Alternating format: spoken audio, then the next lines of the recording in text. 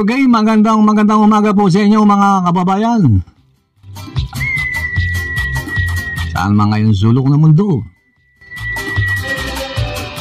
Magandang umaga po sa inyo. Ang pag-uusapan po natin ngayon ay tungkol po sa INC at ang mga Duterte.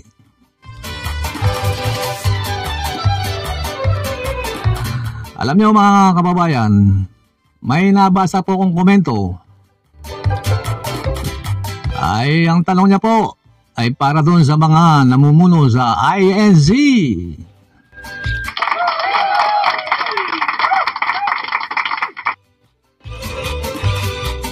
Ang tanong niya po ay ganito.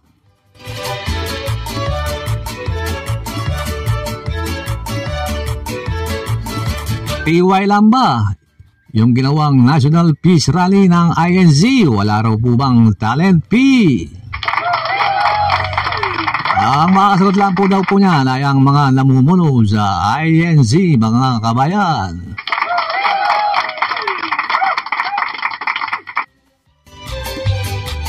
Ayan, ang sabi niyo daw po ba ay walang halong politika. Pero may mga politika po na nakisawsaw sa ginawang National Peace Rally ng INC diyan sa Grandstand, Luneta.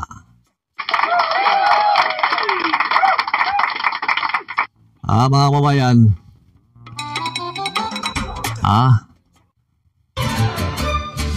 Alam niyo mga kababayan, bilib po tayo sa mga miyembro ng INC pagkatapos po nilang magsagawa ng National Peace Rally. Nilinis po nila ang kanilang basura.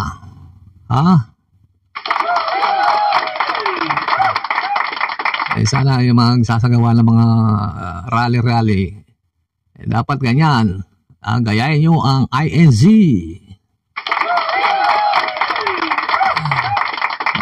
Pero sabi po nung isa pang komento ng isang netizen, mga kababayan, ay sana daw magsagawa din po sila ulit ng National Peace Rally para daw sa mga miyembrong ng iglesia na mga mangisda dyan sa West Philippine Sea.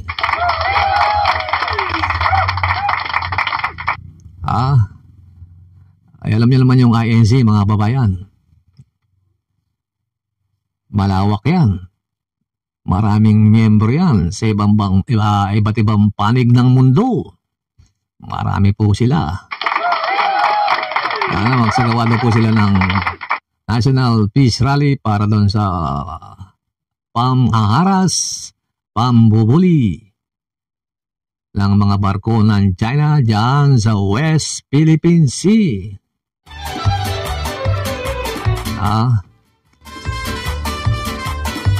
Yung mga EDSA dyan, yung mga nag-EDSA dyan, nagrarally dyan sa EDSA.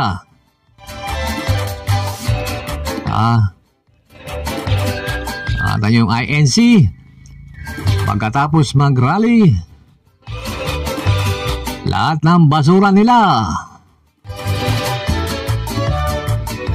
nililinis nila. Sabi nga nung isang mainstream media, nabasa ko, nung umalis daw yung mga nag-rally, mas malinis pa. Kesa nung dumating sila roon sa grandstand. Ay, mga dapat disiplinado. Ito naman pong mga Duterte, mga kabayan. Bakit pagdating sa West Philippine Sea, wala pong silang reaksyon?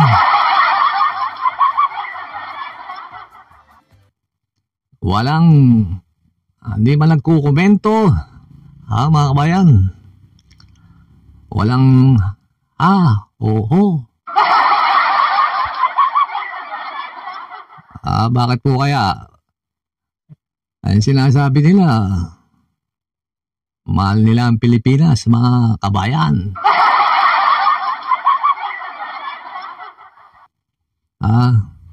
Alam nyo, yung Duterte, binoto po natin lahat yan eh. Marami po tayong binotong Pinagsisiyan na natin di po ba? Alam niyo mga kabayan, excuse me po. Alam niyo mga kabayan, pagdating sa usaping West Philippine Sea, may napanood na po kayo o may nabasa kayong nagkomento. Ang mga Duterte tungkol dyan sa gagawang pambubuli ng mga barko ng Coast Guard ng China, dyan sa ating mga maisda. Pati na rin sa ating mga Coast Guard. Mga kabayan, meron siguro isa, yung sinabi ni Kwan, ni Pulong, no comment. Anak lang, waiting ko talaga maka-Pilipinas kayo. Dapat, alam nyo, nung panahon ni Pangulong Duterte, mga kabayan, dumami yung mga Chinese natin, di po ba? Alam nyo, nung minsan napasyal ako sa Melas Piñas, mga kabayan, alam niyo naman, nung panahon ni Duterte, no smoking, kahit sa mga mall. Ayan sa Mall Villar, napasyal po ako dyan no smoking. Lumabas po ako mga kababayan. Paglabas ko, pinatawag tumawid ako sa kabilang may gilid. May tindahan doon. Inom ako ng soft drinks, naninigarilyo. Ang daming Chinese mga kababayan. Ang daming naninigarilyo yung mga lalaking Chinese doon. Nagulat talaga ako. Ang dami.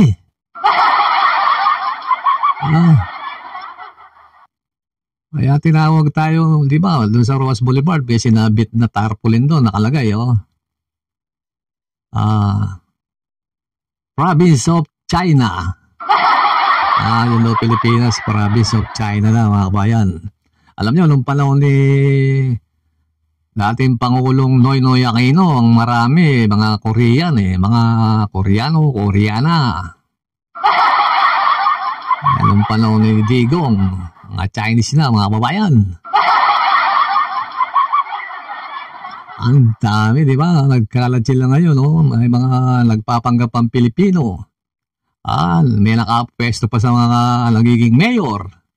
Baka meron tayong mga gobernador na, o kaya baka mga senador, gano'n, mayor, gobernador, na di naman pala talaga tunay na Pilipino. Baka puro late registration yung mga sinayupak na yan.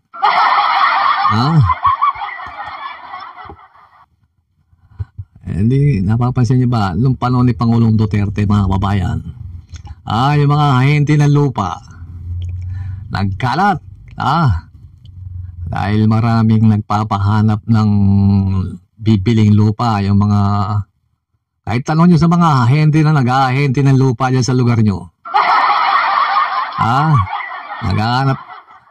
naghahanap sila ng lupa na 10,000 hectares pataas.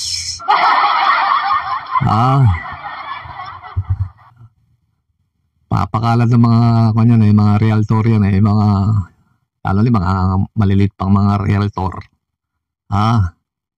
Pag nakahanap na sila, mga kababayan, marami po mga ahente na yan, nag-uusap-usap po yan, may kakausapin ng ahente ng lupa. Pagka titingnan na nung nasabi mo na doon sa mga buyer, na may kilalang buyer, mga hinayupak, re-rekta na sila rin sa may-ari. Maiiwan na yung mga napagod na naganap na maliliit na ahente, yung masipag maganap ng lupa. Kaya di pa nabibisto ng Quadcom ng mga iba pang mga malalaking lupain. Lagay ko nakapangalan sa mga dami nila yan, mga kababayan. Ayan po, nung panahon ni Pangulong Duterte, yung war on drugs naman ni Pangulong Duterte, may maganda, may masama.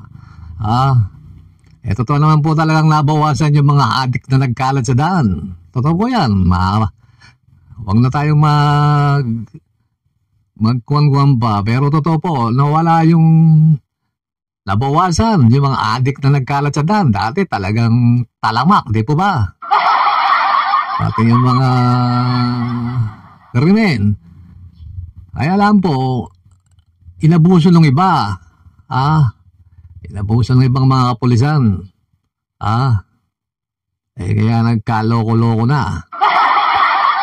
Kaya nagkaroon na ng EGK, di po ba? Ayun lang po, maganda rin yung ang nagandang nagawa. Excuse me po. Kaya lang nga po, napasukan tayo ng parang sindikato, di po ba? Kalat yung mga online sugal. Marami tayong mga kababayang nalulong sa sugal.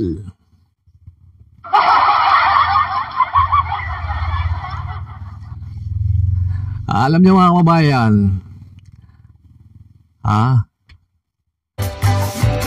anong nanalo si BBM tsaka si Inday Sara, alam niyo mga kababayan?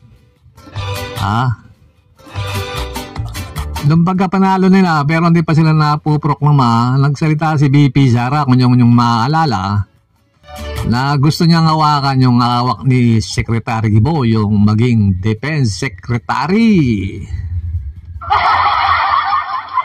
Kaya pala gustong hawakan ni BP Sara yung ating mga AFP, di po ba? Ngayon, alam na natin kung bakit, di po ba? Gusto niyang hawakan yung mga sundalo sa tenga. At saka pagka upo nila, pag-upo ni Duterte, ay pag-upo pala ni Pangulong Bongbong Marcos, ibig ko sabihin, sinimulan na siyang bakbakan ng mga Duterte. Palaging banat nila Bastino, di ba?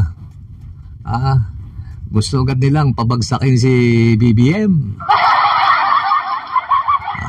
Hindi nila matanggap. Itong mga Alipores ni Digong, hindi matanggap na wala na sila sa gobyerno.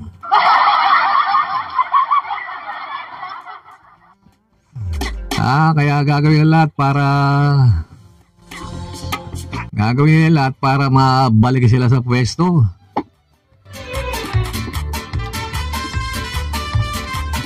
Gagawin nila lahat. Lahat ng paninira. Nagsimula po yan nung yung naalala. Nung si Speaker Romualdez, gusto nilang patalsikin sa pwesto. Hindi pa nga nag-iinit yung puwit ni Speaker Romualdez. Gusto na lang agawin ni Gloria yung pwesto niya. Hindi ba mga kung sa kapangyarihan ng mga hinayupak na yan?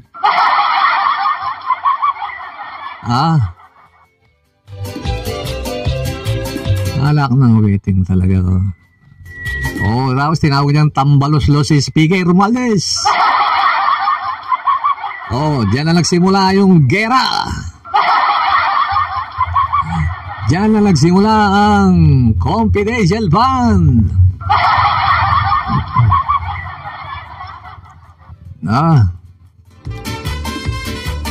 At saka itong si BP Sara, unti-unti natin nakikilala yung ugali, mga kababayan. Ni Duterte, paiba-iba na sinasabi. Pag minsan, wala kung ano, parang sinungaling din At saka yung mga sibak sa Malacanang, bakit kayo sisibakin sa Malacanang? Ang loyalty nyo, kay Digong. Nagbibigay kayong impormasyon sa mga vlogger na mga naninira kay BBM, mga hinayupak na. Ito mga kababayan, yung maitim na balak, yung maitim nilang balak, panoorin niyo po ito mga kababayan. Ang motibo dyan is ayaw ko na bumaba sa akin na ito forever. Kaya sirain ko kayo lahat. Wala akong pakialam Nakakatakot. kung totoo man o hindi ang paninira ko sa inyo. Basta lang masira kayo. Yan yung motibo dyan. It's all about politics. Mga kababayan,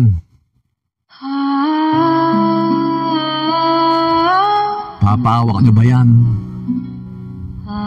Pilipinas? Katulad yan? Pagkakatiwala mo ba yung Pilipinas? Oo, aminado ako, binoto ko yan eh. Dati nga, palagi palakpa ko dyan eh. Kaya lang, yung mga sinasabi niya, hindi ko naiisip eh. Ikaw ba, kabayan, maisip mo yung pag naiinis ka ron sa katabi mo, kausap mo, maisip mo yung bang pupugutan mo ng ulo si BBM. Mahirap ipagkatiwala yung Pilipinas dyan, mga kababayan.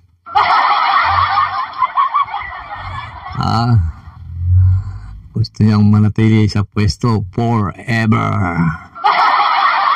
Yung mga Duterte, gusto manatili sa pwesto forever. Umahal yung Pilipinas. Yung mga DDS dyan. Hoy!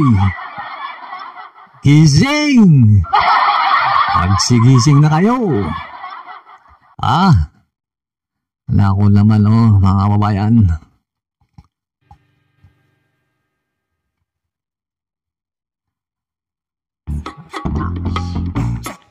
Hanggang rito lang po, mga kababayan. Hanggang dito na lamang. Hanggang sa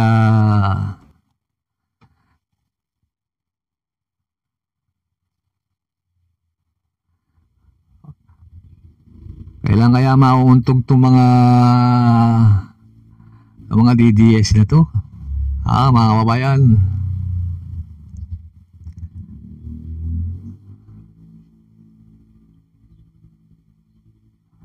Magsigising na kayo.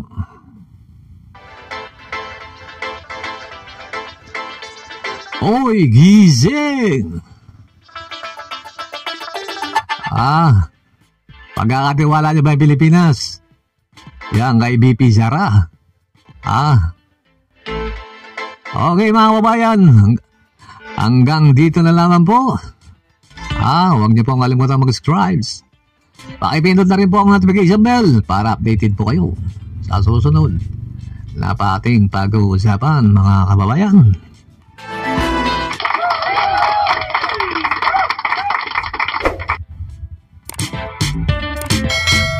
Okay, mabuhay ang Pilipinas.